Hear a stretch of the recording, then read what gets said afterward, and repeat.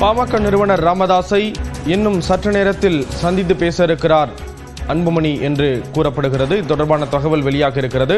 விவரங்களை வழங்குவதற்காக செய்தியாளர் கோகுல் இணைகிறார். கோகுல், பல்வேறு இடையூறுகள் பிரச்சனைகளுக்கு மத்தியில் தற்பொழுது இந்த சந்திப்பு நடைபெற இருக்கிறது. விவரங்களை பகிர்ந்து. பாமக தலைவர் அன்புமணி ராமதாஸ் இன்னும் சற்று நேரத்தில் தைலாபுரம் தோட்டத்திற்கு செல்கிறார். அங்கு மருத்துவர் ராமதாஸை அன்புமணி ராமதாஸ் சந்தித்து பேச வாய்ப்பு இருப்பதாக தகவல் வெளியாயிருக்கிறது.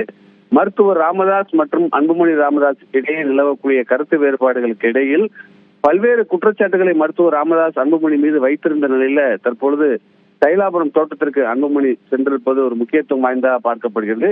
இருவரும் சந்திப்பார்கள் என்று தொடர்ந்து கூறப்பட்ட நிலையில் அன்புமணி ராமதாஸ் தற்பொழுது தைலாபுரம் தோட்டத்திற்கு செல்கிறார்.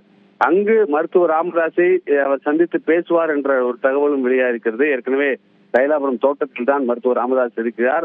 அவரை தொடர்ந்து நிர்வாகிகள் சந்தித்து வரக்கூடிய நிலையில் நிர்வாகிகளை மாற்றம் செய்து மருத்துவர் ராமதாஸ் நடவடிக்கை எடுத்து வரக்கூடிய நிலையில அன்புமணி ராமதாஸ் தைலாபுரம் தோட்டத்திற்கு தற்போது செல்ல இருப்பது ஒரு முக்கியத்துவம் வாய்ந்ததாக பார்க்கப்படுகிறது.